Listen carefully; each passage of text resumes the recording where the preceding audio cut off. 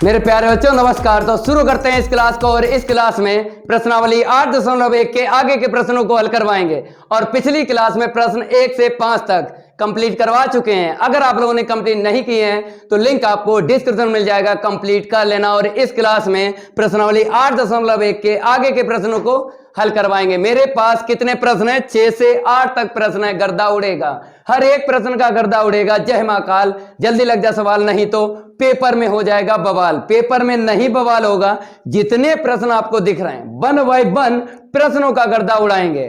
तो आप सभी स्टूडेंट इस वीडियो को लाइक कर दें और इस वीडियो को ज्यादा से ज्यादा शेयर कर दें अपने फ्रेंड सर्कल में। तो इंतजार खत्म हुआ, स्टार्ट करते हैं, प्रश्नों का गर्दा उड़ाएंगे। तो यहां पे लिख लो प्रश्न 6 का हल। तो प्रश्न 6 को हल करने से पहले हमने आपको पूरे पार्ट 8 में तोड़ बताया, प्रश्नों का तोड़ बताया पिछली क्लास में, जब प्रश्न 1 से 5 तक हल करवाए। लेकिन जब बच्चों की कमेंट आई कि सर नहीं समझ में आया है, फिर इस क्लास में आपको समझा देना है। जो भी आगे के प्रश्न हल करवाएंगे तो बच्चों की यही कमेंट आई थी कि सर आपने पाठ 8 में प्रश्नों का तोड़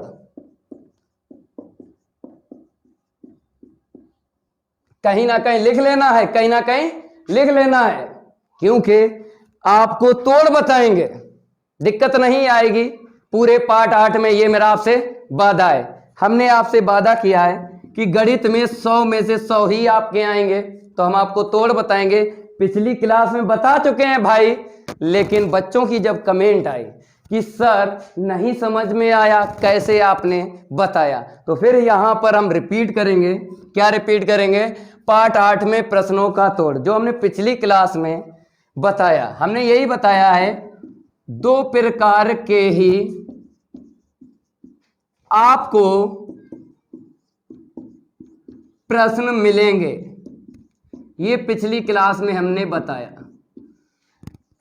कहीं ना कहीं लिख लेना है, ये तोड़ बता रहे हैं जिससे गर्दा उड़ जाएगा हर एक प्रश्न का। 3 प्रश्नावली है ना, ज्यादा नहीं है। 3 प्रश्नावली ज्यादा नहीं है। हम आपसे वादा करते हैं एक भी प्रश्न ऐसा नहीं होगा जो आपको ना समझ में आए। 4G ट्रिक भी बताएंगे और बेसिक से भी हल करवाएंगे, ये मेरा आपसे वादा है। तो हमने पिछली क्लास में जो बताया नहीं बच्चे समझ पाए, हमने ये वादा किया है उनसे, इस क्लास में बताएंगे। तो 2 प्रकार के ही आपको प्रश्न मिलेंगे। अब बच्चा ये नहीं समझ पा रहा है सर कैसे पहचानेंगे पहले प्रकार के प्रश्न कौन से हैं और दूसरे प्रकार के प्रश्न कौन से हैं। तो यहां पर देख लो, पहले प्रकार के प्रश्न, पूरे पार्ट 8 की बात कर रहे हैं, कहीं ना कहीं लिख लेना है, ये है तोड़।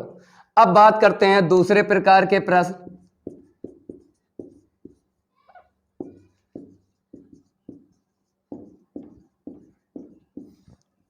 तो दूसरे प्रकार के प्रश्न चलो यहां पे लिख देते हैं, चर x व y के पदों में केवल एक समीकरण मिलेगा। अब आ जाइए यहां पे, बताएंगे प्रकार, पहले बता देंगे, उसके बाद प्रश्नों को हल करवाएंगे। दूसरे प्रकार के प्रश्न कैसे पहचानोगे? यहां पे देख लो, चर x व y के पदों में 2 समीकरण मिलेंगे। कितने समीकरण मिलेंगे? चर x व y के पदों में 2 समीकरण मिलेंगे। ये है तोड़ जो बच्चे नहीं समझ पाए पिछली क्लास में। लेकिन कमेंट हम देखते हैं, बच्चे कहते हैं कमेंट का रिप्लाई नहीं देते हैं। कमेंट का रिप्लाई हम क्या दें? आप तो अपने पे अड़े रहते हो कि सर ये कर दो वो कर दो, हम किसकी कमेंट का रिप्लाई करें? लाइक कर देते हैं। तो आपको समझा तो रहे हैं, कमेंट करने का कोई मतलब ही नहीं है। कमेंट आप करो, हम समझेंगे उसे और उसके बाद ही आपको बताएंगे कि पाठ में क्या करना होता है। पाठ कठिन नहीं है, हमने आपको ये बताया है। पाठ 1 से पाठ 13 तक कोई पाठ कठिन नहीं है। हर एक पाठ में मेरी PhD है मेरे भाई, इतना ध्यान रखना है। हमने आपको यही बताया है, पढ़ाई है सरल लेकिन पढ़ाने वाला होना चाहिए। जब पढ़ाने वाला नहीं सही है तो आपके नहीं समझ में आएगा कुछ भी, आपसे फीस भी पड़ जाती है, हमको बहुत बुरा लगता है। टीचर नहीं आपको बता पा रहा है कि पाठ में क्या क्या करना होता है। रटना नहीं है, समझना है। जब आप समझ जाओगे ना, हर एक पाठ का गर्दा उड़ा सकते हो मेरे भाई। तो ये कहीं ना कहीं लिख लेना है। पाठ 8 में प्रश्नों का तोड़। क्या प्रश्नों का तोड़ है? आपको पूरे पाठ 8 में 2 प्रकार के ही प्रश्न मिलेंगे, पहले प्रकार के प्रश्न और दूसरे प्रकार के प्रश्न। तो पहले प्रकार के प्रश्न में यहां पे समझ लेना, चर x व y के पदों में केवल एक समीकरण मिलेगा। दूसरे प्रकार के प्रश्न जो होंगे, चर x व y के पदों में 2 समीकरण मिलेंगे। अब देखो हम प्रकार डालते हैं। जैसे प्रश्न 6 की अगर बात करेंगे तो यहां पर देखो चर x व y में एक समीकरण है। अब यहां पे देखो चर x व y में 2 समीकरण हैं, तो यहां पर 1 और 2। तो कहने का मतलब है अगर चर x व y के पदों में 2 समीकरण मिले तो दूसरे प्रकार का प्रश्न होगा। तो यहां पर हम प्रकार डाल देते हैं, प्रकार डाल देते हैं 2, दूसरे प्रकार का प्रश्न है। अब प्रश्न 7 देख लो यहां पे, और बताएंगे आपको कि पहले प्रकार में कौन सा फार्मूला लगाना है और दूसरे प्रकार में आपको कौन सा फार्मूला लगाना है। तो देखते ही गर्दा उड़ जाएगा, देखते ही गर्दा उड़ जाएगा प्रश्नों का। तो प्रश्न 7 की अगर हम बात करें तो यहां पर देख लो, x बराबर a/√2 है। यहां पर अगर देखा जाए केवल चर x में समीकरण दिया गया है, लेकिन आपको चर x व y में समीकरण देखना है, चर x व y में मिक्स देखना है। तो यहां पे देखो मिक्सर ये मिला है, चर x व y में एक समीकरण है, दूसरा नहीं है इसमें, तो केवल एक ही समीकरण मिला है। तो हम क्या करेंगे, यहां पर प्रकार 1 डाल देते हैं। ये पहले प्रकार का प्रश्न है, प्रश्न 7। अब प्रश्न 8 की अगर बात करें तो यहां पर देख लो, x और y में, चर x व y में एक समीकरण मिला। यहां पे देखो x बराबर 4 है, केवल चर x में आपको समीकरण मिला है, चर x और y में आपको ढूंढना है। पूरे प्रश्न की बात करेंगे, आपको पढ़ लेना है प्रश्न और देख लेना है। अगर 2 समीकरण मिले तो दूसरे प्रकार का प्रश्न है, अगर एक समीकरण मिले तो एक प्रकार का प्रश्न है। तो यहां पर अगर देखा तो चर x में एक समीकरण है, यहां पर देखा x बराबर a, चर x में एक समीकरण है। केवल और केवल आपको पाठ 8 में चर x व y में यही समीकरण मिला है, एक मिला है।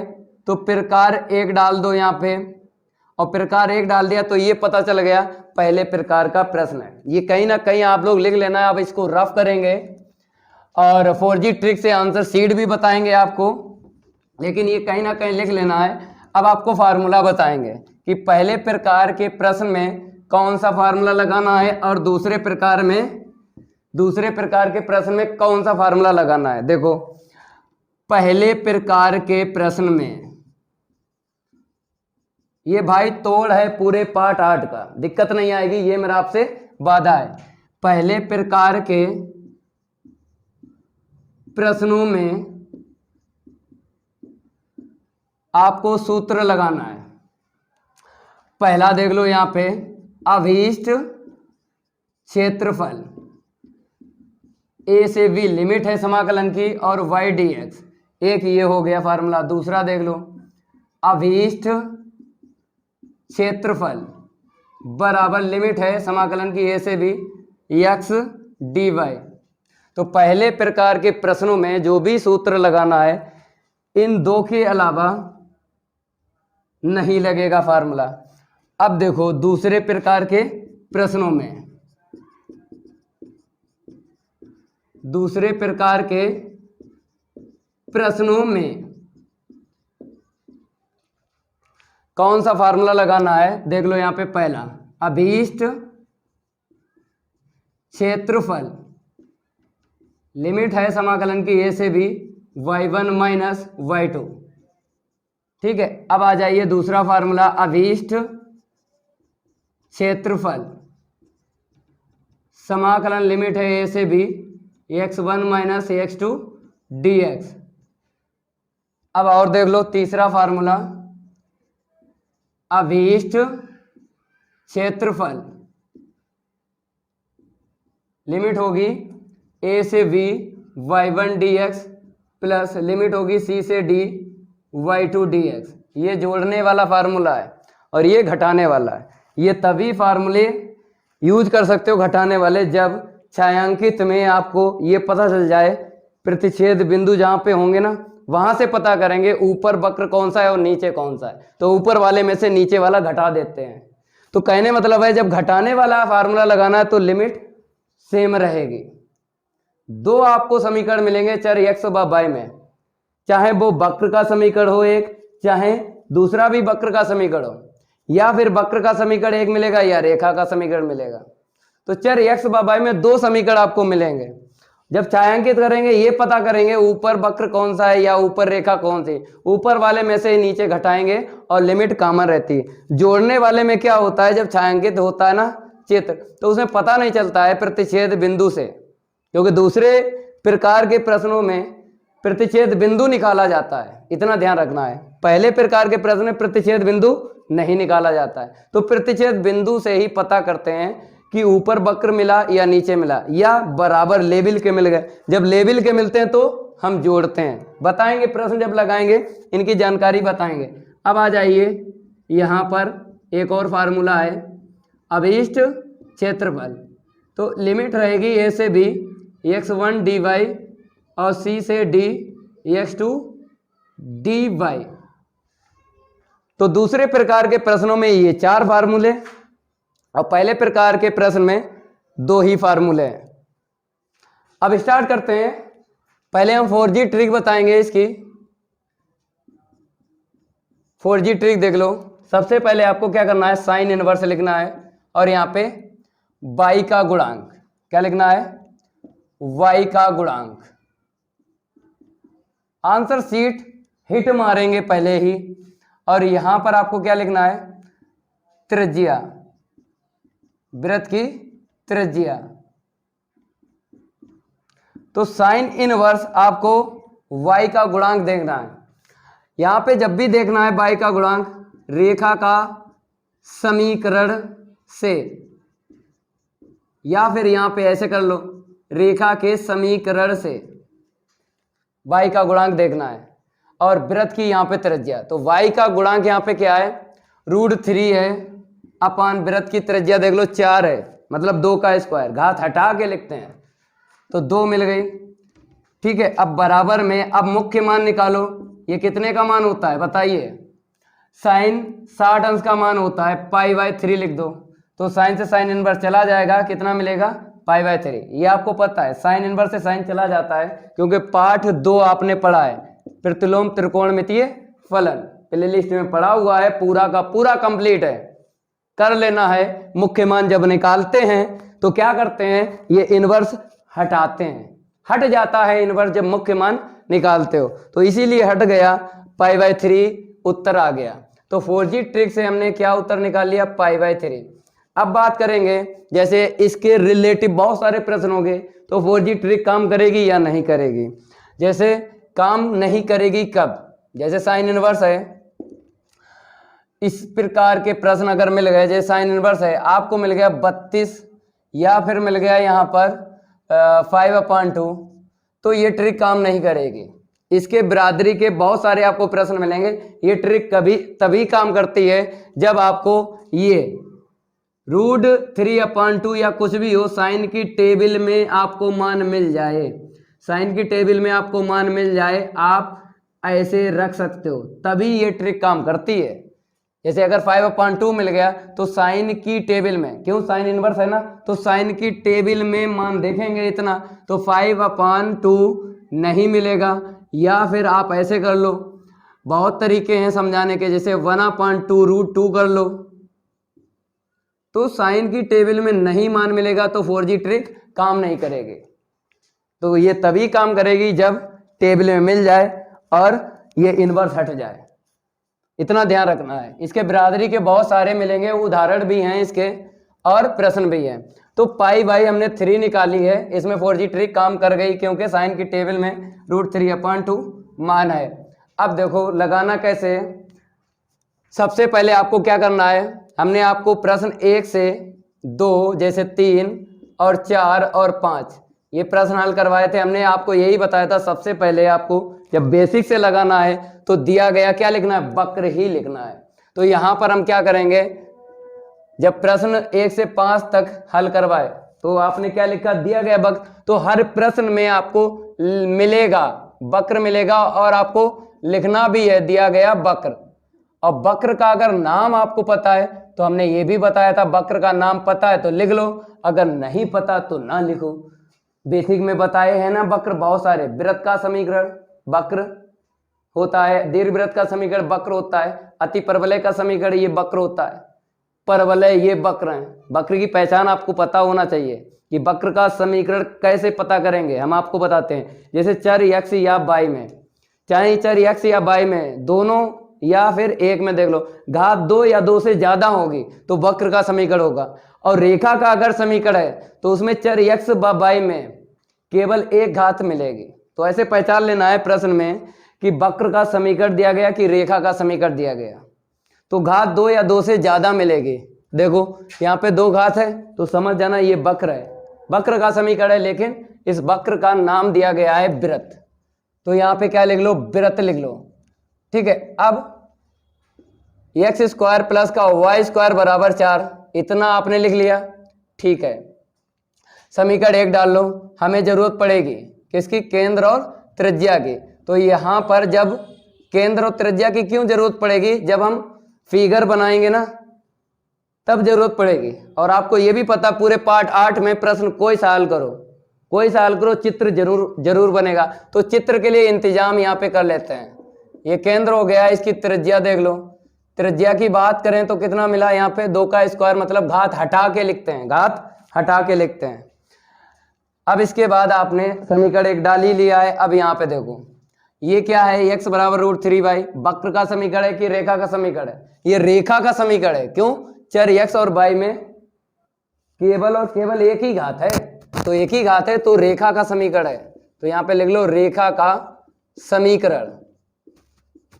तो रेखा का जब हमने समीकरण लिखा है तो यहाँ पर x बराबर क्या है, √3y, समीकरण डालो। इतना ध्यान रखना है, समीकरण उसी में डालना है जिसमें चर x व y में, चर x व y में समीकरण हो, उसी में समीकरण डालना है। जैसे चर x व y में है ना ये समीकरण 1 डाल दिया। ये देखो चर x व y में है एक समीकरण, तो आपको समीकरण 2 डाल दिया। जब प्रश्न 1 और 2, 3 और 4 हल किए थे ना और 5, तो हमने एक ही समीकरण डाला था, क्योंकि हमें इन प्रश्नों में केवल एक ही समीकरण मिला था चर x व y में। चर x व y में जो समीकरण आपको मिल जाए उसी को समीकरण डालना है। जैसे प्रश्न 7 की बात करेंगे, x बराबर a/√2, तो इसको समीकरण नहीं डालेंगे। क्यों, क्योंकि हम इसको डालेंगे, जो चर x व y में आपको समीकरण मिल जाए उसी में आपको नंबरिंग करना है समीकरण की। इस पे नहीं समीकरण की नंबरिंग करेंगे, ना इस पे करेंगे ना इस पे करेंगे। इतनी भी जानकारी आपको होना चाहिए। हमने आपको बताया प्रश्न तो सब लगा देते हैं, सारे के सारे टीचर लगा लेते हैं प्रश्न, लेकिन रीजन कोई नहीं बताता। किताबों में नहीं लिखा होता जो हम चीज आपको बताते हैं, ढूंढते रहोगे किताबों में नहीं मिलेगा, तब हम गारंटी लेते हैं। जब किताबों में नहीं लिखा है जो बात हम आपको बताते हैं तब गारंटी लेते हैं आपके गणित में 100 में से 100 आएंगे। वो टीचर नहीं है जो कहते हैं 90+ चाहिए तो ये हो जाएगा। पूरे यूट्यूब पे क्या होता है, थंबनेल बनाए घूम रहे हैं, 90+ चाहिए तो ये कर लो वो कर लो, खुद नहीं कर पाए हैं, आपको क्या करवाएंगे। हमने बताया सच कड़वा होता है, सच कड़वा होता है, जो हम बताते हैं वही आप करो। कभी भी हमने किसी भी छात्र का भविष्य के साथ नहीं खिलवाड़ किया है, भविष्य के साथ हमने नहीं खेला है। चाहे ऑफलाइन कोचिंग पढ़ाते हो या आपको हम यूट्यूब पे पढ़ा रहे हो, हमने कभी भी बच्चों का भविष्य नहीं खराब किया है। तभी हम मोस्ट इंपोर्टेंट नहीं बताते हैं, आपको पता है मोस्ट इंपोर्टेंट से आपको नहीं मिलेगा, कुछ भी नहीं मिलेगा। मोस्ट केवल 80% से नीचे ही खिसकोगे, ऊपर नहीं जाओगे। तो आपका सपना धरा का धरा रहेगा, तो धरा का धरा नहीं रहेगा। हम आपको दिलवाएंगे 100 में से 100, केवल मेरी क्लास लेते रहो, हम ये आपसे वादा करते हैं। ऐसा मेथड बताएंगे पूरे यूट्यूब पे नहीं मिलेगा आपको, जो रीजन बताएंगे वो भी नहीं मिलेगा। किस फार्मूले में कौन सा किस प्रश्न में कौन सा फार्मूला लगेगा वो भी आपके सामने लिखा है। तो सबसे पहले हमने यही बताया कि समीकरण उसी को डालना है जो समीकरण आपको चर x व y में मिल जाए। इतना काम करने के बाद अब बात आती है ये प्रकार 2 का है। तो प्रकार 2 का है, आपने समीकरण डाल लिए 2, तो इतना ध्यान रखना है प्रतिच्छेद बिंदु आपको निकालना है। प्रकार 2 में क्या निकालना है, जब भी प्रश्न मिल जाए प्रकार 2 के प्रतिच्छेद बिंदु ही आपको निकालना है। ये भी हम आपको ट्रिक बता देते हैं, ये भी आपको ट्रिक बताएंगे प्रतिच्छेद बिंदु कैसे निकालना है, 4G ट्रिक से बताएंगे। क्यों? क्योंकि कभी भी दिक्कत नहीं आएगी पार्ट 8 में जब भी प्रतिच्छेद बिंदु निकालो। कुछ नहीं होता है, आपको समीकरण 1 व 2 में, समीकरण 1 व 2 में, तो समीकरण 1 और 2 है ना, इसमें क्या करना होता है जब प्रतिच्छेद बिंदु निकालो, तो समीकरण 1 व 2 में चर x व y में, चर x व y में, या फिर ऐसे करके लिखते हैं, देखो सेंटेंस हम बनाते हैं, किताबों में तो लिखा नहीं है, बनाएंगे और रीजन आपको बताएंगे प्रतिच्छेद बिंदु कैसे निकालना है। समीकरण 1 व 2 में यहां पर ऐसे लिखो, सेंटेंस ऐसा बना देंगे रबड़ी जो दिमाग में आपको आपके चला जाएगा। समीकरण 1 व 2 में जिस चर, यहां पे क्या लिखो, जिस चर x व y पर विषम घात हो, समीकरण 1 व 2 में जिस चर x व y पर विषम घात हो, तो उसी चर का मान निकालते हैं। कहीं ना कहीं ये लिख लेना, कहीं ना कहीं लिख लेना। तो याद रखना जब भी प्रतिच्छेद बिंदु निकालो, समीकरण 1 व 2 में जिस चर x व y पर विषम घात हो तो उसी चर का मान निकालते हैं। अब देखो समीकरण 1 में विषम घात, देखो चर पे देखो, चाहे x पे चाहे y पे, यहाँ पे भी समघात है, यहाँ पर भी समघात है, तो यहाँ से ना तो x का मान निकाल सकते हो ना ही y का मान निकाल सकते हो। अब आ जाओ समीकरण 2 में, समीकरण 2 में देखो x की घात 1 है, y की घात 1 है, दोनों पे विषम घात है, तो आपकी मर्जी, चाहे x का मान निकालो यहाँ से चाहे y का। तो हम क्या करते हैं, पहले हम बिंदु निकालेंगे भुज, बाद में हम क्या निकालेंगे, कोटि। पहले x का मान निकालेंगे फिर y का मान निकालेंगे। तो अगर पहले x का मान निकाल रहे हो तो y का मान आपको निकाल लेना है समीकरण 2 से। देखो अभी चित्र नहीं बनाएंगे, अभी चित्र नहीं बनाएंगे, क्योंकि प्रकार 2 में आपको प्रतिच्छेद बिंदु पहले निकालना होता है जब भी दूसरे प्रकार का प्रश्न मिल जाए। प्रतिच्छेद बिंदु पहले निकालो, उसके बाद ही चित्र बनाना है, पूरे पाठ की बात कर रहे हैं, तो इसीलिए हम जुगाड़ फिट कर रहे हैं प्रतिच्छेद बिंदु की। तो चित्र अभी नहीं बनाएंगे, पहले प्रतिच्छेद बिंदु। तो समीकरण 2 से हम क्या करेंगे, y का मान निकाल लेंगे। तो 1/√3 × x, इसे डालो 3। अब y का मान समीकरण 1 में रखेंगे, क्यों? क्योंकि समीकरण 2 से अगर आपने मान निकाला है तो 2 में नहीं रख सकते हो, 2 से निकाला है तो 2 में नहीं रख सकते हो, या फिर समीकरण 1 से अगर आपने y का मान निकाला है तो समीकरण 1 में नहीं रख सकते हो, जिससे निकाला है उसमें नहीं रख सकते हो, उसके अलावा जो समीकरण है उसमें आप रख सकते हो। तो पहले हम x का मान निकालेंगे, तो y का मान समीकरण 2 से निकाला है। अब ये जो समीकरण 3 डाला है ना, y का मान उठा के 1 में रख दो, तो यहां पर क्या लिखोगे, y का मान समीकरण 1 में रखने पर आपको एक जगह y दिख रही है तो वहीं पर आपको रख लेना है। x² सेम टू सेम रखो, एट इट इज 1/√3 × x का होल स्क्वायर बराबर 4 मिलेगा। हल करेंगे तो x² एट इट इज, यहाँ पे x²/3 बराबर 4। अगर लघुत्तम लेंगे कितना मिलेगा, 4x²/3। लघुत्तम लेके हल किया तो इतना मिला। अब 4 से 4 काट लो बेटा, तो हमें x का मान यहाँ से प्राप्त होगा, लेकिन पहले x² बराबर 3 लिखो। अब घात हटाएंगे, रूट आएगा, इतना ध्यान रखना है, x का मान आपको ज्यादा से ज्यादा निकालना है। रूट आपको प्लस माइनस देगा, अगर दूरी होती तो हम माइनस छोड़ देते। आपको ये भी पता है बिंदु जब निकालते हैं तो बिंदु धनात्मक भी होते हैं और ऋणात्मक भी होते हैं, तो इसीलिए आपको प्लस माइनस लेना है। तो हमें पता चल गया है कि यक्स के मान कितने हैं मेरे पास, √3, एक प्लस का एक माइनस का। अब यक्स का मान उठा के समीकरण 3 में रखना है, चाहे 1 में रखो चाहे 2 में रखो, y का मान निकलेगा। लेकिन ये समीकरण 3 बनाया ही इसीलिए है, इसीलिए बनाया है कि जब हमें मान रखना होता है तो यहीं से उठा के रखते हैं। पहले हमने समीकरण 1 में रखा, अब जब यक्स के मान आ जाए, जो समीकरण 3 बना है ना, यक्स के मान जब निकल जाए तब आपको समीकरण 3 में ही रखना है। पूरे पार्ट 8 की बात करते हैं, जब भी प्रतिच्छेद बिंदु हम निकालेंगे, यक्स के मान निकल आएंगे तो समीकरण 3 में ही रखेंगे। ये स्टेपें प्रकार 2 के प्रश्नों में यूज करना है, इतना ध्यान रखना है। चाहे 1 में रखो चाहे 2 में रखो, आपकी मर्जी है, लेकिन हम जिस हिसाब से पढ़ाते हैं उस हिसाब से आपको बता रहे हैं। तो समीकरण हम 3 में रखेंगे, तो यहां पर 3 से लिखो चाहे में लिखो, ठीक है। तो y बराबर मेरे पास क्या है, 1/√3 इंटू एक्स है।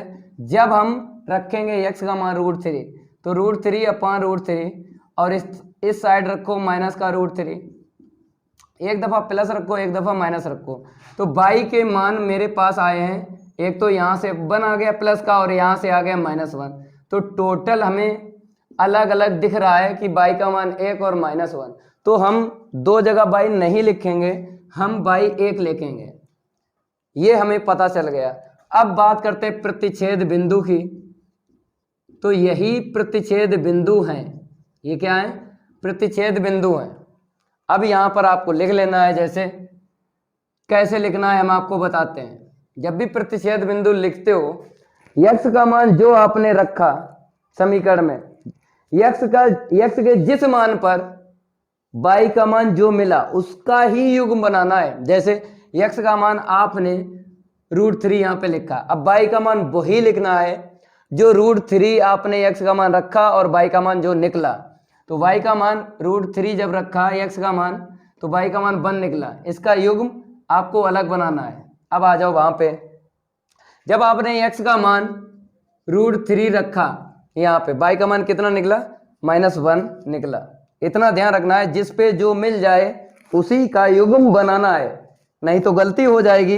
√3, -1 अगर लिख दिया तो गलत हो जाएगा, या फिर -√3, 1 लिख दिया तो गलत हो जाएगा। जिस पे जो मिल जाए उसी का युग्म आपको बनाना है।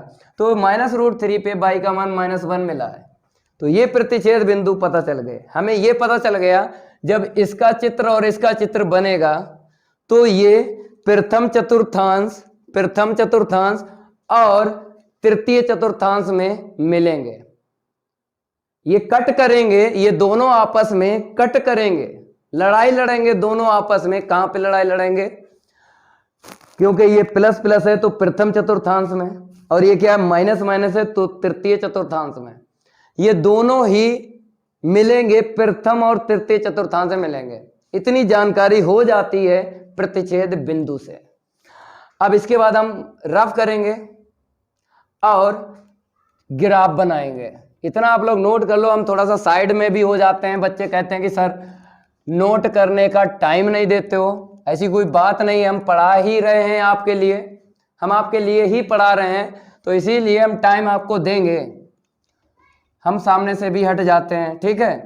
तो प्रतिच्छेद बिंदु केवल और केवल यहाँ पे छोड़ देते हैं और बाकी सब रफ कर देते हैं। अब देखो चित्र कैसे बनेगा। पहले आपको वृत्त बनाना है। केंद्र आपको पता है, पहले समीकरण में हमने बताया आपको 0,0, तो केंद्र है 0,0। तो यहां पर सबसे पहले आपको वृत्त बनाना है। केंद्र है 0,0, तो यहां पर x अक्ष और यहां पर y अक्ष, ठीक है। x अक्ष का अपोजिट x डैश, y अक्ष का अपोजिट y डैश। अब केंद्र की बात करते हैं, 0,0 लिख लो। त्रिज्या यहां से यहां तक कितनी रहेगी, 2, क्योंकि घात हटा के ही त्रिज्या लेना है, तो 2 मिलेगी यहाँ पर भी 2 मिलेगी, यहाँ पर भी 2 मिलेगी, यहाँ पर भी 2 मिलेगी, क्योंकि त्रिज्याएं बराबर होती हैं।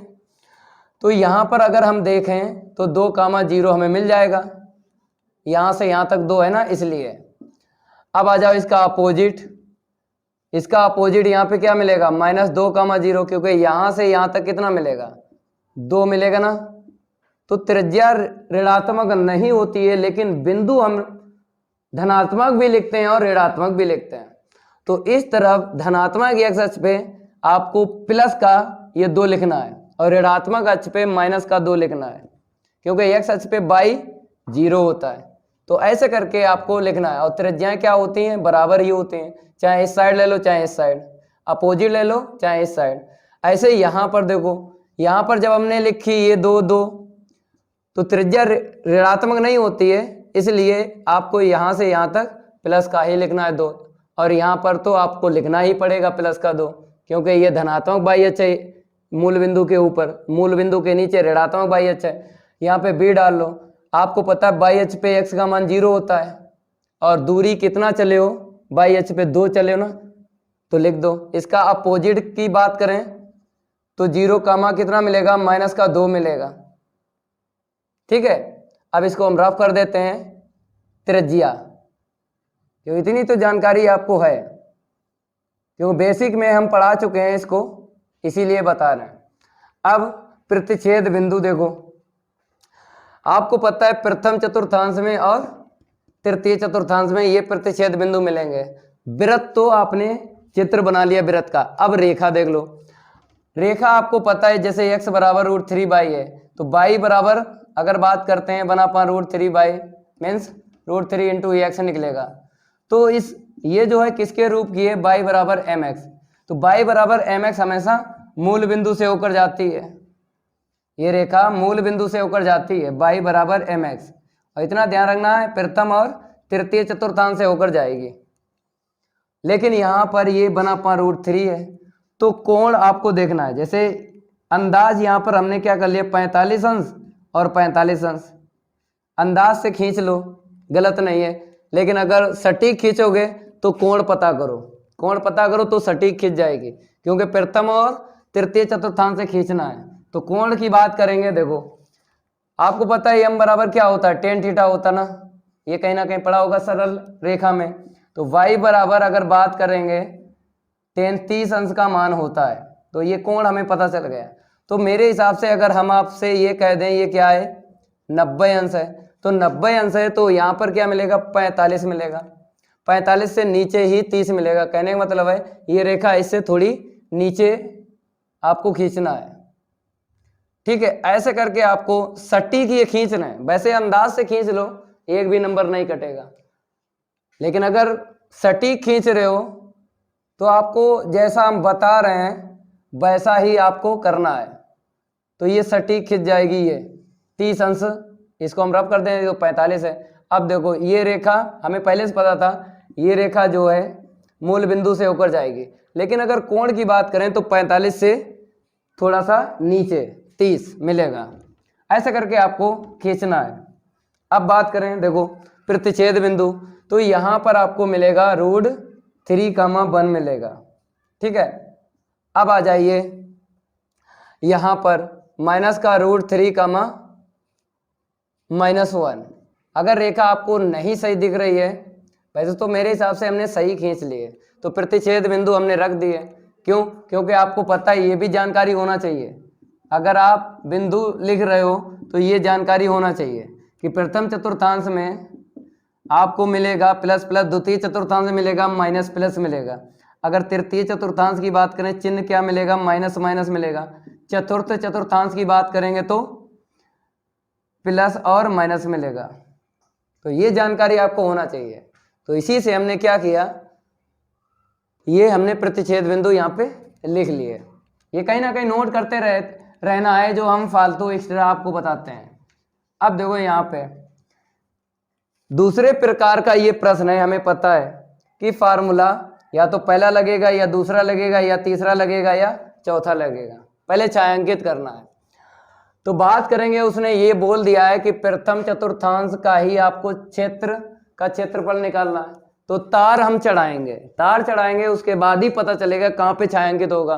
तो वृत्त का समीकरण है, तो हमने क्या किया, तार चढ़ा लिया ऐसे करके। तार चढ़ाना है प्रथम चतुर्थांश में, इतना ध्यान रखना है क्योंकि बोला है ना, इसलिए। अब ये रेखा है ना, इस पे तार चढ़ा लो।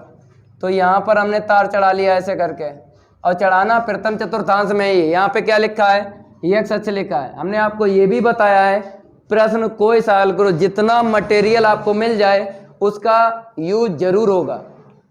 एक्स अक्ष बहुत से टीचर छोड़ देते हैं, वो 50 रुपए के टीचर होते हैं जो नहीं बताते हैं एक्स अक्ष का मतलब। ये तो बता देंगे, इसका मतलब बता देंगे, लेकिन एक्स अक्ष छोड़ देंगे। भविष्य खराब कर रहे हैं भाई, क्या करें, हम आपका भविष्य बनाएंगे। तो एक्स अक्ष है ना, एक्स अक्ष पे तार चढ़ाओ और प्रथम चतुर्थांश में ही चढ़ाना है। तो आपने ये देख लिया कि हमने आपको बताया है कि या तो 4 बाउंड्री मिलेंगी या फिर 2 बाउंड्री मिलेंगी, उसी से छायांकित होगा। तो एक हमें ये वृत्त मिल गया, ये रेखा मिल गई, और ये एक्स अक्ष मिल गया। समझ रहे हो? देखो छायांकित ये नहीं होगा, क्यों नहीं होगा, अगर ये छायांकित कर लिया, यहाँ पे तीसरी बाउंड्री छूट गई। और आपको ये भी पता है, या तो आपको 4 बाउंड्री मिलेंगी या फिर 3 बाउंड्री मिलेंगी, या आपको 4 बाउंड्री मिलेंगी या फिर 3 बाउंड्री मिलेंगे। जैसे ये देखो, नंबर 1, नंबर 2, नंबर 3, नंबर 4, तो ऐसे करके छायांकित करना है 4 बाउंड्री, ठीक है। यहां पर बात करें, देखो तार इस पे चढ़ा, इस पे चढ़ा, तो ये छायांकित नहीं होगा। क्यों नहीं होगा? क्योंकि इसकी तीसरी बाउंड्री खाली है। ये छायांकित होगा, क्यों? क्योंकि एक बाउंड्री, दूसरी बाउंड्री, तीसरी बाउंड्री, तो ये छायांकित होगा। और जिस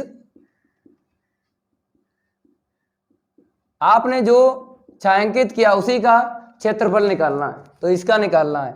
अब आपसे अगर हम बात करें, जैसे यहां पर आपको हमने बताया, जैसे प्रतिच्छेद बिंदु मोस्ट इंपोर्टेंट होते हैं। प्रतिच्छेद बिंदु, प्रतिच्छेद बिंदु से ही आपको पता करना है कि ये फार्मूला लगेगा घटाने वाले या प्लस वाले। तो एक तो प्रतिच्छेद बिंदु ये है, तो इसे तो गोली मारो। क्यों? क्योंकि ये छूट गया ना। क्यों छूट गया? प्रथम चतुर्थांश में ही पूछ लिया क्षेत्र का क्षेत्रफल, तो इसलिए छूट गया। अब बचा ये प्रतिच्छेद बिंदु, तो प्रतिच्छेद बिंदु ये बचा। यहां पर पेन रखो, पेन रखा। अब यहां से बेटा ये बता दीजिए, रेखा ऊपर है कि वक्र नीचे है? तो आप कहोगे सर रेखा ऊपर है, वक्र नीचे है। हमने आपको बताया कि गलत ना पढ़ो, सही पढ़ो। सही देखो कैसे, प्रतिच्छेद बिंदु और छायांकित ही देखना है, इसके ऊपर नहीं देखना है। केवल यहां पर जो प्रतिच्छेद बिंदु है यहां से देखना है, और इसके आगे ऊपर और इस तरफ नहीं देखना है। केवल यहां से नीचे देखो, ये 2 लकीरें हम आपको बता रहे हैं, ये देखो, यहां से बताओ कौन सा ऊपर है कौन सा नीचे है। नहीं पता चल रहा है, यहां से रेखा और वक्र पे, रेखा और वृत्त का जो है ना चित्र, पता नहीं चल रहा है कौन ऊपर है कौन नीचे है। तो इसीलिए या तो तीसरा फार्मूला लगेगा या चौथा लगेगा, इतना ध्यान रखना। तीसरे चौथे में ही एक लगेगा। अगर पट्टी आपने एक्स अक्ष पे काटी तो फार्मूला तीसरा लगेगा, जोड़ने वाला लगेगा। जब पता ना चले यहां से कि रेखा ऊपर है कि वृत्त ऊपर है, पता नहीं चल रहा। अगर पता चल जाता ऊपर नीचे तो घटाने वाला लगता, और घटाने वाला लगता लिमिट कॉमन रहती है, दोनों की एक ही लिमिट होती। लेकिन जब पता ना चले ऊपर कौन सा वक्र है और नीचे कौन सा, तो ये जोड़ने वाला लगेगा। और जोड़ने के लिए अलग अलग लिमिट करना पड़ती है। तो अलग अलग करने के लिए आपको यहां से एक लंब यहां पे डाल देना है। क्या डाल देना है? लंब। और लंब से आपको एक बिंदु मिलेगा। कहने मतलब है इस बिंदु में आपको नीचे उतारना है, एक सीढ़ी लगा देना है, एक सीढ़ी लगा देना है। यहां पर जो उतर के आएगा उतर आएगा, जो नहीं आएगा वो ऊपर ही रहेगा। लेकिन आपको ये भी पता है एक्स अक्ष पर y0 होता है, तो ये बन जो है नीचे उतर के नहीं आएगा। बन जो है नीचे उतर के नहीं आएगा क्योंकि ये y है, ये कोटि है, इसीलिए नहीं उतर के आएगा क्योंकि एक्स अक्ष पे y0 होता है। जब हमने सीढ़ी लगाई वो केवल और केवल ये √3 नीचे उतर के आएगा। जब सीढ़ी लगाई ये √3 नीचे उतर के आएगा, 1 नहीं उतर के आएगा। क्यों? एक्स अक्ष पे y का मान 0 होता है, तो √3 उतर के आ गया और एक्स अक्ष पे y का मान 0 होता है। तो ऐसे करके इस बिंदु को नीचे उतारना है, एक सीढ़ी लगाना है और सीढ़ी से अपने आप उतर के आएगा। जो आएगा उसे एक्सेप्ट कर लो, जो नहीं आएगा उससे कह दो भाई आप ऊपर ही रहो। सीढ़ी आपने दोनों के लिए लगाई है, सीढ़ी आपने दोनों के लिए लगाई है, मीन्स लंब आपने दोनों के लिए खींचा है, लेकिन √3 आया है, 1 नहीं आया है। इसलिए नहीं आया, क्यों? क्योंकि y अक्ष पे x अक्ष पे y 0 होता है। अब हमने यही बताया है कि अगर आपने पट्टी x अक्ष पे काटी तो तीसरा फार्मूला लगाना है, अगर पट्टी y अक्ष पे काटी तो चौथा फार्मूला लगाना है। और पट्टी का सिस्टम आपको पिछली क्लास में बता चुके हैं। पट्टी का ऊपर का हिस्सा वक्र से चलेगा और निचला हिस्सा अक्ष से चलेगा, अक्ष से वक्र से। तो अक्ष आपके पास x y है, उसी अक्ष पे देखो ऊपर का 100% ऊपर का ये फिक्स है। ये क्या है? फिक्स है, वक्र से ही ऊपर का हिस्सा छूलेगा पट्टी का, लेकिन निचला जो हिस्सा होता है उसी अक्ष से छूलेगा जिस अक्ष पे बिंदु है। तो देखो किस अक्ष पे बिंदु है, तो इस अक्ष पे आपको बिंदु दिख रहे हैं 1 2 3, इस अक्ष पे 2 ही बिंदु हैं, लेकिन यहां पर छायांकित नहीं है। कहां छायांकित है? तो इस तरफ पट्टी नहीं कटेगी। पट्टी हमेशा इसको क्या बोलते हैं? पट्टी बोलते हैं भाई, इंग्लिश में बोलते हैं स्ट्रिप, स्ट्रिप बोलते हैं। तो पट्टी आपको काटना है, लेकिन अलग अलग काटना है। यहाँ पे अलग काटना है, ये पट्टी जो कटी है ना यहाँ पे अलग और इसकी अलग काटना है, इतना ध्यान रखना है। इसकी क्यों अलग काटना है? क्योंकि आपको पता है हमें लिमिट अलग अलग लेना है, क्योंकि प्लस वाला फार्मूला लगेगा। तो यहाँ पर हमने पट्टी काट ली, ये पट्टी काट ली, देख लो, ठीक है। और यहाँ पर जब पट्टी काटी ये भी dx है, और ये बिंदु यहाँ पे लिख देते हैं साइड से √3, 0, ठीक है। समझ लेना है थोड़ा इस तरफ, चित्र को हमें बड़ा बनाना चाहिए। क्यों? क्योंकि आप समझ ही नहीं पाओगे। जब समझ नहीं पाओगे तो बेकार की बात है, पढ़ाई धरी की धरी रह जाएगी। जब समझ नहीं पा रहे हो तो पढ़ाई की फायदा ही नहीं है। तो √3, 0 समझ लेना, ये बिंदु √3, 0, ये पट्टी तो कटी है, ये भी आपको सीख लेना है। ये पट्टी हमने अलग अलग काटी है। अब अभीष्ट क्षेत्रफल ज्ञात करेंगे, देखो कैसे। यहाँ पे फार्मूला तो लगाना है, ये वाला लगेगा, तीसरा फार्मूला लगेगा। तो अभीष्ट क्षेत्रफल बराबर लिमिट है a से b y1 dx, लिमिट है c से d y2 dx। इसको हम रफ कर देते हैं। देखो टाइम जितना लग जाए उससे मतलब नहीं होता है, एक बार आपको समझ में आ जाए तो टाइम आपको कम ही लगेगा। समझाने में चाहे जितना टाइम लग जाए उससे मतलब नहीं होता है। एक बार समझ में आ जाएगा ना तो गर्दा हर प्रश्न का उड़ा सकते हो। तो लिमिट जब हम लेंगे, जैसे आपको पता है कि ये जो छायांकित है ना, ये छायांकित इस रेखा का छायांकित है, तो y1 आपको किसे मानना है? इसे y1 मानना है। रेखा को क्या मानना है? y1 मानना है, इतना ध्यान रखना है। और इस तरफ देखो ये छायांकित जो है किससे है? वृत्त से है, तो आपको y2 मानना है।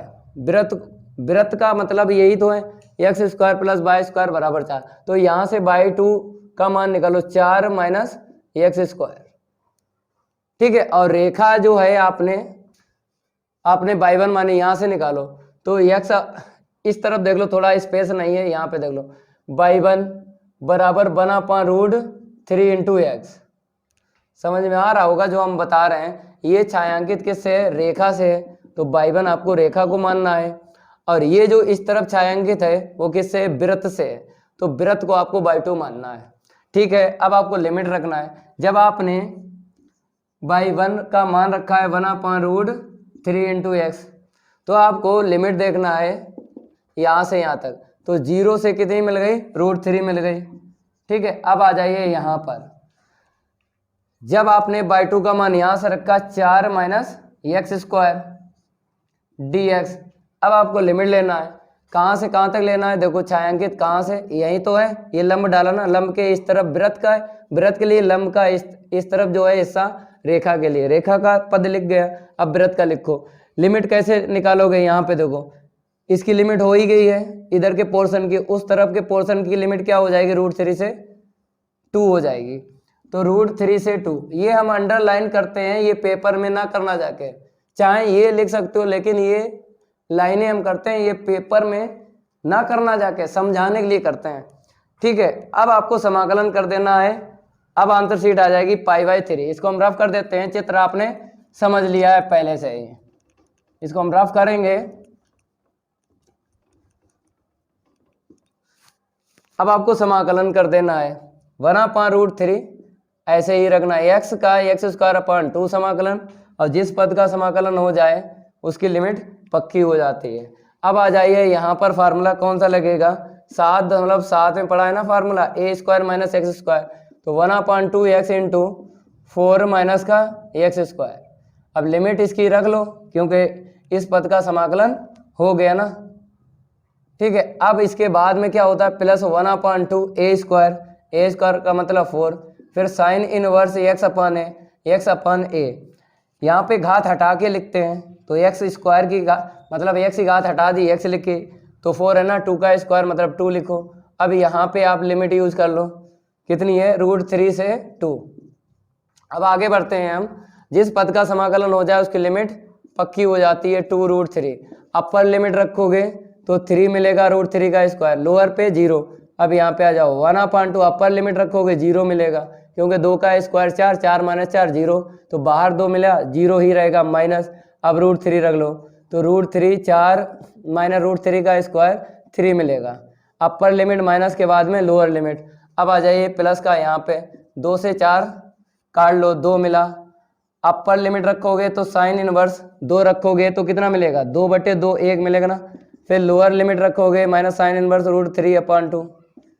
ठीक है, अब इतना हल करेंगे, आंसर शीट आ जाएगी। अभीष्ट क्षेत्रफल थोड़े लॉन्ग है, दिक्कत वाली बात नहीं है, A to Z आपको समझा रहे हैं इसलिए टाइम लग रहा है, नहीं तो गर्दा तो उड़ ही जाएगा इसका। 3/√3, यहाँ पे आ जाओ माइनस √3 × 1 मिलेगा ना, √1 का मान 1/2। अब यहाँ पे देख लो +2, इसका मान निकालोगे π/2 निकलेगा, इसका π/3 निकलेगा, क्योंकि साइन 60 अंश का मान होता है √3/2, साइन 90 का मान 1 होता है। ठीक है, अब यहाँ पे आ जाओ, जैसे हल करूँ तो हल करने में कोई दिक्कत तो है नहीं, इसे 2 दफ़े लिख लो, √3 3 को लिख लो, हल करने में भी आपको दिक्कत नहीं आना चाहिए। यहाँ पे आ जाओ, जैसे हमने लघुत्तम ले लिया, कितना मिला 6, तो 3 का पाई में गुणा करो और इसका इसमें गुणा करो। ठीक है, अब देखो यहाँ पे इससे ये कैंसिल हो जाएगा, √3/2 माइनस का √3/2 प्लस यहाँ पे कितना मिला, π/6 मिला, √3/2। ठीक है, ये प्लस का ये माइनस का, और ये काट लो, 2 से 6 π/3 उत्तर आ गया, और यहाँ पे लिख देना है वर्ग इकाई। तो 4G ट्रिक से आंसर शीट हमने पहले ही निकाली थी π/3। ठीक है, ये प्रश्न हो गया, प्रश्न नंबर 6। अब जो भी हैं प्रश्न वो कैसे हैं, प्रकार 1 के हैं। प्रकार 1 में ज़्यादा टाइम नहीं लगता है, क्योंकि प्रकार 2 वाले प्रश्न होते हैं उसमें प्रतिच्छेद बिंदु निकालना पड़ता है। इसको हम रफ करेंगे, और प्रश्न अगला देख लो, जो भी है फार्मूले रफ नहीं करेंगे, यहाँ पे नंबर चेंज करेंगे। 7 देख लो, 7। तो यहाँ पर आपको देख लेना, प्रकार 1 में सबसे पहले क्या लिखना है, दिया गया वक्र लिखना है, x और y में समीकरण है ना, लिख लो दिया गया वक्र, और वक्र जो है मेरे पास वृत्त है भाई। तो अगर नाम पता है वक्र का तो आपको लिख देना, नहीं पता तो ना लिखो। तो x² + y² बराबर a², समीकरण 1 डालो। देखो चित्र बनाने के लिए आपको केंद्र की जरूरत पड़ेगी, तो केंद्र है 0,0, और यहाँ पर त्रिज्या लिख लो, त्रिज्या घात हटा के लिखी जाती है। अब इसके बाद एक छेदक रेखा, भाई छेदक रेखा भी बताएंगे आपको, इसका नाम जो है छेदक रेखा है ना। तो छेदक रेखा क्या है, x बराबर a/√2, यही है छेदक रेखा। देखो छेदक रेखा समझ लो, जैसे वृत्त है आपके पास, छेदक रेखा का ये मतलब है कि 2 जगह ये काटेगी। रेखा को छेदक रेखा तभी बोलते हैं जब वृत्त को 2 जगह काट दे, जैसे ये 2 जगह काट दी ना, इसको क्या बोलेंगे, छेदक रेखा बोलेंगे। याद रखना है कि वृत्त को अगर दो जगह काट दे तो उसको बोलेंगे छेदक रेखा बोलेंगे। इसकी भी जानकारी आपको होना चाहिए कि छेदक रेखा किसको बोलते हैं। समझ में आ गया ना? ये छेद करेगी, ये वृत्त को क्या करेगी? छेद करेगी। कहाँ कहाँ पे करेगी देख लो, हम आपको बताएंगे। पहले प्रकार का प्रश्न है, कहता है छोटे भाग का क्षेत्रफल ज्ञात करना है। ठीक है, जब चित्र बनाएंगे छायांकित करेंगे ना तो देख लेना, बड़ा भाग मिलेगा, एक छोटा भाग मिलेगा। जब भी प्रश्न में छोटा भाग लिखा है तो इतना ध्यान रखना है, जब छायांकित करेंगे दो भाग आपको मिलेंगे। पहले से ही पता है यार, जब भी प्रश्न में लिखा हो छोटा भाग तो पहले से ही जानकारी होना चाहिए आपको दो भाग मिलेंगे, एक बड़ा भाग मिलेगा, एक छोटा भाग। तो छोटे भाग का ही आपको क्षेत्रफल निकालना है। तो यहाँ पर केंद्र और त्रिज्या लिख लिए। अब 4G अगर ट्रिक की बात करते हैं, किसकी बात करते हैं? 4G ट्रिक की, बहुत बढ़िया है। देखो जैसे x square plus Y square बराबर ए स्क्वायर, अगर ये मैचिंग हो जाती है, जैसे यहाँ पे a है और यहाँ पे a, कहने मतलब है त्रिज्या का स्क्वायर है ना, त्रिज्या का स्क्वायर है, तो घात हटा के मैच करो ना, घात हटा के, तो a मैच हो गई। कुछ नहीं करना है आपको, π/2 - 1 लिख देना है। और ये जो भी सिस्टम है यहाँ पे x बराबर a/√2, इसका आपको स्क्वायर कर देना है।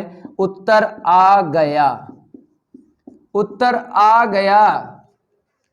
ये 4G ट्रिक है, वर्ग इकाई निकाल लिया। ऐसे समझना है, गर्दा ऐसे उड़ाना है भाई प्रश्नों का। अब बेसिक से लगवाते हैं। यहां पर प्रकार 1 का है प्रतिच्छेद बिंदु। देखो यहाँ पे प्रकार 1 में प्रतिच्छेद बिंदु नहीं निकालना है, प्रकार 2 में ही निकालना होता है, इतना ध्यान रखना है। अब इसके बाद जब प्रतिच्छेद बिंदु नहीं निकलेंगे, चित्र बनेगा ना, चित्र बनाओ। तो जब हम चित्र बनाएंगे मेरे भाई, ये है वृत्त, केंद्र है 0,0, तो यहां पर x अक्ष और अपोजिट क्या है? x dash. यहां पर y अक्ष है, इसका अपोजिट y डैश। इतना बना लिया। इसके बाद देखो क्या होगा, ये है केंद्र। जैसे मार्कर हम ले लेते हैं, इंक भी बहुत छोड़ते हैं, 0,0। यहाँ पर आपको पता है त्रिज्या कितनी है? a है। यहाँ से यहाँ तक a रहेगी तो बिंदु a,0 निकलेगा, इसका नाम a डाल लो। यहाँ से यहाँ तक a है, ठीक है, तो इसका बिंदु निकालेंगे तो माइनस का a,0 निकलेगा। अगर बात करें यहाँ से यहाँ तक, ये भी a है, त्रिज्याएं बराबर होती हैं, तो 0,a निकलेगा। अपोजिट देख लो इसका b डैश, 0,-a निकलेगा। ठीक है, अब यहाँ पर ये त्रिज्याएं हम रफ कर देते हैं। नीचे भी a होगी, ऐसी बात नहीं है, नीचे भी a होगी। हम इसलिए बता रहे हैं, ये लिखने की जरूरत नहीं है, डायरेक्ट ही आपको लिख देना है। ये शीर्ष होते हैं, ये वृत्त के शीर्ष होते हैं, त्रिज्या से भरे जाते हैं। शीर्ष किससे भरे जाते हैं? त्रिज्या से भरे जाते हैं। अब इसके बाद आपको पता है ये रेखा खींचना है। आपको ये भी जानकारी है कि जब भी x के मान जैसे आपको मिल जाए, जैसे 1, 2, 3, तो आपको पता है x बराबर 1, x बराबर 2, x बराबर 3, ये सारी की सारी क्या होती हैं? रेखाएं आपको y अक्ष के समांतर खींचना पड़ती हैं। इसकी भी जानकारी हो, जैसे x बराबर माइनस है तो इधर खींचेगी, ऋणात्मक x अक्ष, ऋणात्मक x अक्ष पर खींचेगी। ये भी जानकारी होना चाहिए, x के जितने मान होते हैं वो y अक्ष के समांतर ही रेखा खींचना पड़ती है। तो खींचो। और छेदक रेखा है तो आपको ये भी पता है कि दो जगह काटेगी। देखो अगर a यहाँ पे है, कहने मतलब है यहाँ से यहाँ तक कितना है? a है, तो यहाँ पर कितना मिलेगा आपको? a/2 यही मिला। अगर रेखा खींचना है a/√2 है, तो कहने मतलब है अगर रूट ना होता तो बीचा बीच से खींच देते, लेकिन a/2 मतलब a का आधा, आधे से ये कम है। ये क्या है? आधे से कम है, तो कहाँ से खींचना है हम आपको बताते हैं। आधे से कम है, आधा तो यही मिलेगा, यहाँ से खींचना थोड़ा, नहीं आधे से कम कहाँ है? आधे से ज्यादा है। देखो कैसे, a/√2 है, √2 का ऊपर नीचे गुणा कर लो तो कितना मिलेगा बताओ? √2 × a/2 मिल जाएगा। तो यहाँ पर 1.414 होता ना, तो 1.4, ठीक है, आधा तो मिल ही गया, a/2 तो 1.4 का मतलब है आधे से ज्यादा चलो। आधे से जब ज्यादा चलेंगे रेखा यहां से खींची जाएगी। x बराबर a/√2, आधे से ज्यादा। क्योंकि ये बड़ी है ना, आधे से ज़्यादा। ठीक है, अब छायांकित करना, यहाँ पर नहीं लिखा है प्रथम चतुर्थांश, लेकिन छोटा भाग बताया है। एक ये भाग है, देखो एक क्या भाग है, एक ये भाग है, इसको बोलेंगे बड़ा भाग। क्या बोलेंगे? बड़ा भाग बोलेंगे। और इसको क्या बोलेंगे? ये इतना हिस्सा जो है ये डॉटेड हम कर लेते हैं तो समझ में ज़्यादा आएगा। तो ये डॉटेड कर लिया, इसको क्या बोलेंगे? छोटा भाग बोलेंगे। तो छोटे भाग का ही क्षेत्रफल ज्ञात करना है। ठीक है, अब ये बिंदु बताओ कितना मिलेगा। x बराबर a/√2 है, तो यहाँ पर बिंदु मिलेगा a/√2, 0, क्योंकि आपको ये भी पता है x अक्ष पे y 0 होता है।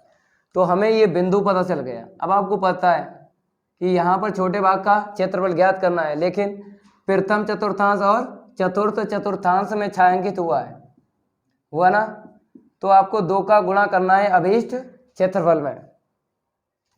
और आपको पता है अगर पहले प्रकार का है ये प्रश्न तो फार्मूला या तो ये लगेगा, ये लगेगा। तो x अक्ष पे अगर हम पट्टी काटेंगे, जिस अक्ष पे आपको पता है जिस अक्ष पे बिंदु है उसी अक्ष पे पट्टी काटी जाती है। तो इस अक्ष पे बिंदु मिल गए, छायांकित देखो, केवल छायांकित देखो।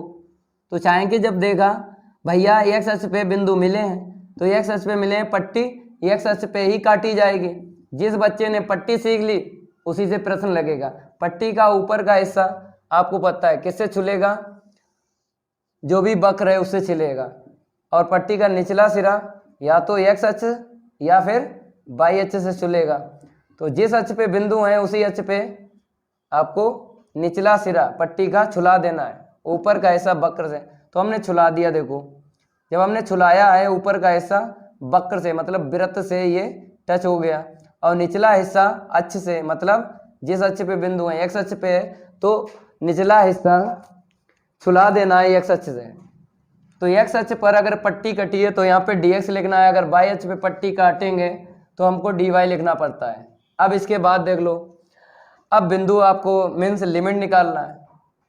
लिमिट हो गई a/√2 से a, तो फार्मूला आपको यहाँ पे यूज करना है। आंसर शीट निकालेंगे, पहले से आपको 4G ट्रिक से आंसर शीट बता दी थी। अब कहने का मेरा मतलब ये है, फार्मूला या तो ये लगेगा या ये लगेगा, तो ये वाला लगेगा ना, क्योंकि पट्टी x अक्ष पे कटी है।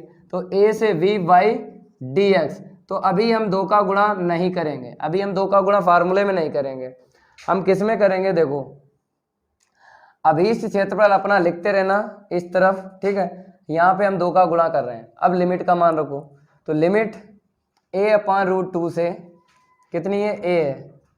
अब y का मान कहाँ से रखेंगे? क्योंकि हमें जिसका क्षेत्रफल निकालना है वो देखना है आपको, तो क्षेत्रफल हमें इसका निकालना है, क्योंकि हमने आपको बताया है उसी को समीकरण डालते हैं, x और y चर में ही समीकरण होना चाहिए।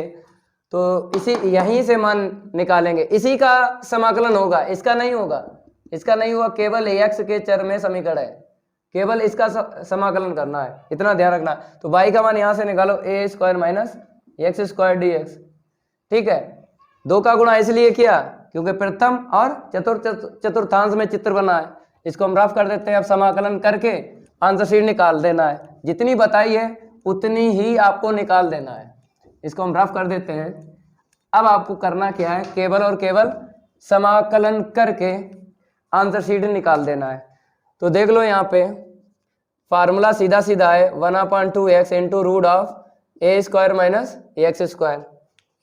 जिस पद का समाकलन हो जाए उसमें आप लिमिट यूज कर लो। तो 1/2 को छोड़ दो, 1/2 को क्या कर दो? छोड़ दो, उसमें तो लिमिट हम यूज नहीं करेंगे, a/√2 से a। अब plus 1/2 a² sine inverse x/a।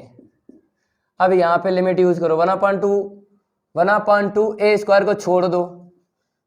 अब लिमिट जब यूज करेंगे a/√2 से a, ठीक है। चाहो तो बड़ा ब्रैकेट लगा लो, ठीक है। ये प्रकार भी रफ कर देते हैं, क्यों? क्योंकि आपने समझ लिए ना, जब समझ में नहीं आता है तो दिक्कत होती है। तो 1/2, अब 2 का अगर गुणा कर दें तो ये कट जाएगा ना 2, ये भी 2 कट जाएगा, ठीक है। तो डायरेक्ट अब आपको अपर लिमिट रखना है। जब अपर लिमिट रखोगे यहाँ पे a² तो माइनस हो जाएगा ना, a² माइनस a², 0, तो 0 टोटल 0 माइनस। अब a/√2 रख लो, लोअर लिमिट रखेंगे तो ए स्क्वायर अपॉन 4 मतलब √2 का स्क्वायर कितना मिलेगा 2 मिलेगा। ठीक है, ये अलग रखो, 2 का गुणा करेंगे ये कट जाएगा, तो कट जाएगा कितना मिलेगा बताओ, ए स्क्वायर मिला। अब साइन इनवर्स 1 मिलेगा, जब अपर लिमिट रखेंगे ना तो ए अपॉन ए कट जाएगा ना। अब बात करते हैं हम लोअर लिमिट की, तो साइन इनवर्स जब रखेंगे x के स्थान पे a अपॉन √2 तो a से a कट जाएगा ना, तो कितना मिलेगा 1 अपॉन √2 मिलेगा। ठीक है, अब आगे देखो, तो यहाँ पर हम क्या करेंगे, माइनस का a अपॉन √2 थोड़ा सॉल्व करेंगे तो कितना मिलेगा a स्क्वायर अपॉन 2 मिलेगा, एक में से आधा चला गया, आधा मिलेगा। यहाँ पे आ जाओ, π/2 मिलेगा, यहाँ पर 1 अपॉन √2 है, तो बताइए 1 अपॉन √2 साइन इनवर्स है, साइन की टेबल में कितने का मान होता है π/4 मतलब 45 का। चलो आगे बढ़ते हैं, माइनस a अपॉन √2, यहाँ पे देख लो a अपॉन √2 निकलेगा। ठीक है, अब बात करेंगे यहाँ पर प्लस a स्क्वायर लघुत्तम ले लो 4 2π माइनस का पाई। ठीक है, तो यहाँ पर आया है मेरे पास a स्क्वायर अपॉन 2, गुणा उड़ा करेंगे। अब यहाँ पे देख लो πa स्क्वायर अपॉन 4, तो a स्क्वायर कॉमन ले लो, a स्क्वायर अपॉन 2 कॉमन ले लो, प्लस का पहले लिख लो, तो π/2 माइनस का 1, ये वर्ग इकाई उत्तर आया है। और पहले ही हमने 4G ट्रिक से आंसर शीट निकाली है, इतनी ही आई है। इसको हम रफ कर देते हैं, ये तो कंप्लीट हो गया। प्रश्न नंबर लास्ट जो है 8 उसको हल करवाएंगे, इसको नोट कर लो आप लोग। प्रकार 1 का प्रश्न जो होता है सरल होता है, उसमें प्रतिच्छेद बिंदु नहीं निकालना पड़ते हैं। अब प्रश्न 8 की बात कर लो, तो प्रश्न 8 में जब हमने देखा पहले प्रकार का प्रश्न है। ठीक है, सबसे पहले क्या लिखना पड़ता है, दिया गया वक्र लिख लो, पूरे पाठ में आपको दिया गया वक्र ही लेके चलना है, और वक्र का अगर नाम है तो आप नाम लिख लो। तो नाम यहाँ पे नहीं पता है लेकिन आपको पता है y स्क्वायर बराबर x, ये किसके रूप का है, y स्क्वायर बराबर 4ax के रूप का है, तो ये परवलय है, तो यहाँ पर परवलय लिख देते हैं। ये बेसिक में पढ़ा चुके हैं, सब कुछ बेसिक में पढ़ा चुके हैं, आपकी मर्जी बेसिक पढ़ लो या ना पढ़ो। तो इसे समीकरण 1 डालेंगे, इसे क्या डालेंगे, समीकरण 1 डालेंगे। ये किसके रूप का है हम आपको बताते हैं, प्लस का 4ax के रूप का है। इसके बाद आपको रेखा का समीकरण लिख लेना है, रेखा का समीकरण, तो रेखा का समीकरण है x बराबर 4, तो x बराबर 4 है। अब आपको क्या करना है, इसको समीकरण नहीं डालेंगे, क्यों, क्योंकि ये चर x और y में समीकरण नहीं है, जो चर x और y में समीकरण है उसी को समीकरण डालना है, और उसी का समाकलन भी होगा जो x और y चर में समीकरण है उसी का समाकलन होगा, इसका नहीं होगा।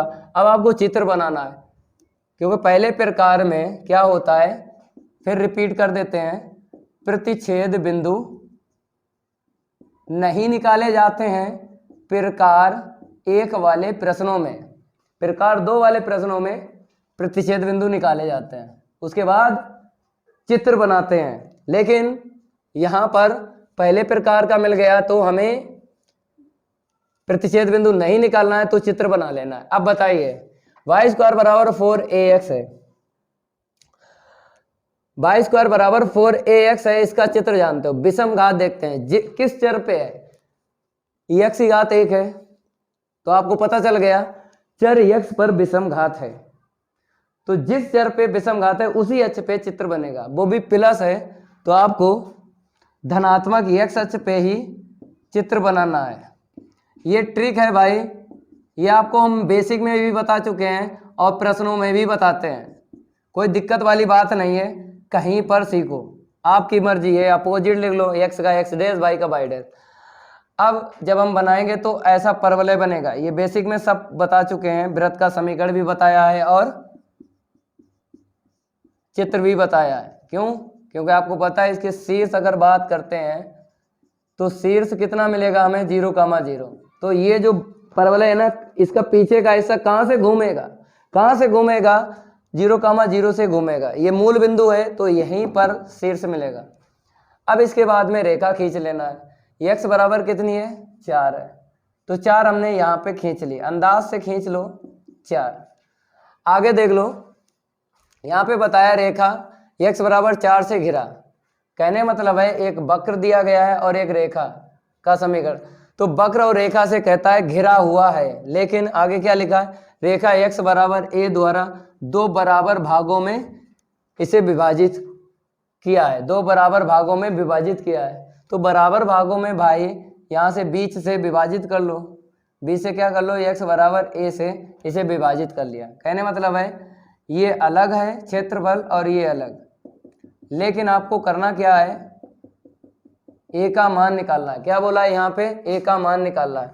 तो इसका अलग आपको क्षेत्रफल निकालना है और इसका अलग निकालना है। तो पहले बिंदु देख लो, यहाँ पे 4,0 मिला, ठीक है, और यहाँ पर a है ना, x बराबर a, तो a,0 मिला। अब इसके बाद में पट्टी काट लो। पट्टी आपको पता है, ये बिंदु यहाँ पे नहीं लिखेंगे क्योंकि पट्टी काटने में दिक्कत होगी ना। तो बिंदु कहाँ पे लिख लें बताओ, तो बिंदु यहाँ पे लिख लो a,0, यहाँ पे लिख लिया, ठीक है। अब बात करेंगे हम पट्टी की। पट्टी का ऊपर का हिस्सा वक्र से छुलेगा और नीचे का सिरा वक्र से और यहाँ पे अक्ष से। तो वक्र से अक्ष से, उसी अक्ष पे निचला सिरा छुलाएंगे पट्टी का जिस अक्ष पे बिंदु है। तो इसी अक्ष पे आपको दिख रहे हैं, देखो 0,0, a,0, 4,0। तो इधर का हिस्सा अलग पट्टी काटना है, x अक्ष पे काटो तो dx। इधर का हिस्सा अलग है, देखो ऊपर का हिस्सा जो है आपको दिख रहा होगा वक्र से छुला है, यही वक्र है। तो ऊपर का हिस्सा वक्र से छुलेगा पट्टी का और नीचे का हिस्सा अक्ष से छुलेगा। तो यहाँ पे dx कर लो, अलग अलग आपको क्षेत्रफल निकालना है। तो इसको a1 और इसको a2 कहेंगे। फार्मूला आपको ये वाला लगाना है, ठीक है। तो यहाँ पे लिख लो अभीष्ट क्षेत्रफल, अभीष्ट क्षेत्रफल। अब बात करते हैं हम 4G ट्रिक की। जैसे आप कहोगे कि सर इसकी 4G ट्रिक नहीं बताई, तो 4G ट्रिक देख लो।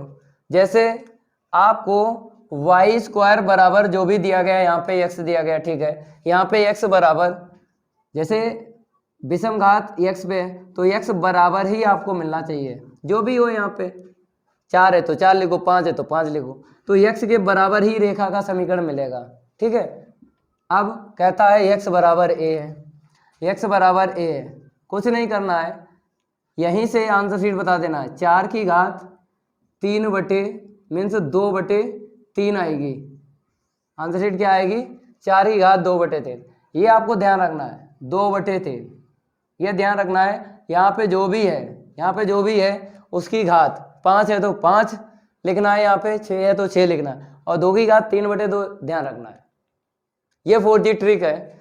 और इतना ध्यान रखना है, ये भी x बराबर होना चाहिए और ये भी x बराबर होना चाहिए, तभी ये काम करेगी 4G ट्रिक, नहीं तो नहीं काम करेगी। ये तिकड़म है भाई, सीढ़ी है, देख लो।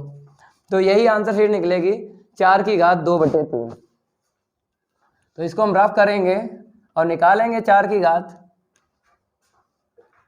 2/3। तो यहाँ पे अभीष्ट क्षेत्रफल a1 कह दो, इसको क्या कह दो, a1 कह दो। तो y1 dx और लिमिट a से b, y रखो, कोई दिक्कत नहीं है यहाँ पे। अब लिमिट हो गई, जब इसका क्षेत्रफल निकालेंगे 0 से, यहाँ पे देखो a, यही तो है a,0। तो 0 से a ले लो और 2 का गुणा कर लो, 0 से a ले लो और 2 का गुणा कर लो। क्यों, क्योंकि आपको पता है छायांकित प्रथम चतुर्थांश में और चतुर्थ चतुर्थांश में हुआ है। तो अगर 2 चतुर्थांश में हुआ है छायांकित तो 2 का गुणा करना है। लेकिन यहाँ पे ये नहीं बताया गया है कि प्रथम चतुर्थांश का निकालना है क्षेत्रफल या आपको चारों का निकालना है। तो जब ना लिखा हो तब आपको चित्र से देखना है, इतना ध्यान रखना है। अब आपको कुछ नहीं करना है, y का मान रख लेना, क्योंकि इसी का समाकलन होगा, जो समीकरण डाला ना इसी का समाकलन होगा। और ये भी बात पता है आपको, जिस समीकरण में चर x और y मिल जाए उसी का समाकलन होगा। तो √x। अब आपको इसका क्या करना, समाकलन करना है। देखो तो अब तो कोई दिक्कत नहीं है, ये फार्मूले हम रफ कर सकते हैं, क्योंकि अब तो लास्ट वाला प्रश्न है ना। और भी इसके आगे के प्रश्न हैं यार, इसलिए 3 लाए हैं प्रश्न, क्योंकि आपको समझा दें। नहीं तो आपको पता है उठाया लगाया बहुत सारे टीचर कर रहे हैं, उठाया लगाया। आपको एक बात बताते हैं, जैसे जो हम पट्टी बताते हैं, ये नीचे का हिस्सा ऊपर का हिस्सा छुलेगा। ये कोई भी टीचर आपको नहीं बता पाएगा कि पट्टी का हिस्सा कहाँ पे छुलेगा, नीचे का और ऊपर का। हम आपको बता रहे हैं, पूरे यूट्यूब की बात कर रहे हैं, पूरे यूट्यूब की बात कर रहे हैं। कोई पट्टी अगर बता दे टीचर कि कैसे कटेगी, तो हम भाई मार्कर छोड़ देंगे, पढ़ाना छोड़ देंगे। अगर ये कोई टीचर पट्टी बता दे कैसे काटना है, ये ट्रिक हमने ही आपको बताई है, किताब में नहीं मिलेगी आपको। तो इसलिए धीरे धीरे हम आपको चला रहे हैं। ये पार्ट थोड़ा सा टफ है, समझ लो भाई। गर्दा तो जब समझ में आ जाए, गर्दा उड़ जाएगा ना अपने आप, दिक्कत क्या है। तो यहाँ पर a1 बराबर 2 x3/2 2/3 समाकलन हो गया। लिमिट है 0 से, ये थोड़ा सा हल करो। 4/3 अपर लिमिट रखोगे तो a की पावर 3/2, 0 की पावर 3/2 हल करो तो ये तो खत्म हो जाएगा ना, केवल a की पावर 3/2 बचेगा। a1 का मान आ गया। अब आपको फिर निकालना है अभीष्ट क्षेत्रफल। इसको हम रफ कर रहे हैं, यहाँ पे बताएंगे। तो यहां पर आप लिख लो अभीष्ट क्षेत्रफल A2 कर लेना है। क्या कर लेना है? A2। इस बार हम क्या निकालेंगे? इसका निकालेंगे। तो समाकलन तो एक ही का होगा जो आपको परवलय दिया गया। लिमिट देख लो, पहले फार्मूला लिख लो a से b। या तो आप जानते हो फार्मूला कौन सा लगेगा भाई, डायरेक्ट रखो ना, 2 का गुणा कर लो, लिमिट हो गई। यहां से देखो a से 4 हो गई, a से 4 और y dx। अब समीकरण 1 से जब जैसे मान रखा है ना तो लिख दिया करो भाई। समीकरण 1 से यहाँ पर भी हमने मान रखा है y का और वहां पर भी रखेंगे। अब इसकी कोई जरूरत नहीं है चित्र की, इसको हम रफ कर देते हैं। अब y का मान रख लो, तो यहां पर y का मान वही रखो, यही वाला √x dx। समीकरण 1 से अब आपको क्या करना है? समाकलन करना है। तो x3/2 2/3 a से 4 लिमिट हो गई, 2 दूनी 4/3 upper limit 4/3/2 minus lower limit 1/3/2। ऐसे ही रख लेना है क्योंकि हमें पता है उसने क्या बोला है। प्रश्न में बोला है 2 बराबर भागों में विभाजित होता है। तो कुछ नहीं करना है, क्षेत्रफल बराबर कर देना है, a का मान निकल आएगा। तो यहाँ पे लिख लो, प्रश्नानुसार लिख लो। जो प्रश्न ने बोला है ना वो यहाँ पे लिख लो। तो प्रश्नानुसार a1 बराबर a2। तो a1 बराबर a2, a1 कितना है? 4/3 इंटू a की पावर 3/2। ये 2 का गुणा क्यों किया है आपको पता है कि छायांकित 2 चतुर्थांश में है। a1 की आंसर शीट a2 की देख लो, 4/3 4/3/2 माइनस 1/3/2। अब काट लो 4 की घात, मतलब 4/3 4/3 1/3/2 बराबर 4/3/2 माइनस 1/3/2। अब इसको इस तरफ लाएंगे, इसको हम रफ कर देते हैं। तो जुड़ जाएगा 2 × a⁻³ बराबर 4/3/2। अब कैसे हल करोगे हम आपको बताते हैं। जैसे यहाँ पर 4/1 + 1/2 कर लो, 4 अलग कर लो, रूट अलग कर लो, क्योंकि आपको ये जानकारी है कि रूट फॉर्म में जब हम चेंज करते हैं तो घात, पूरी घात अलग करते हैं और आधी घात अलग करते हैं। ये रूट फॉर्म में जब भी चेंज करो ऐसे करके चेंज करना। भाग लगाओ 2 एकम 2, तो शेषफल जो बचा उसके बटे लिख देना है 2। ठीक है। अब यहाँ पर 2 × a⁻³ काट लो ये, तो a⁻³ यहाँ पे 2 × 2 √4 का मान क्या निकलेगा बताओ? 2 निकलेगा ना। तो a बराबर यहाँ पे तो 4 है। अब बताओ घात का व्युत्क्रम होता है, ये घात उस तरफ पहुँचा दो, 2/3 a का मान इतना निकला है। तो यहाँ पे ज़्यादा प्रश्न नहीं लाए थे, 3 प्रश्न लाए थे क्योंकि समझाने में टाइम लगता है, इसलिए बोल रहे हैं। तो अगर ये मेरी क्लास अच्छी लगी हो तो लाइक कर देना है वीडियो को, ज़्यादा से ज़्यादा इस वीडियो को शेयर करना अपने दोस्तों में। मिलते हैं अगली क्लास में। प्रश्नावली 8.1 के प्रश्न आगे के लाएंगे। तो आज के लिए इतना ही काफी है। धन्यवाद।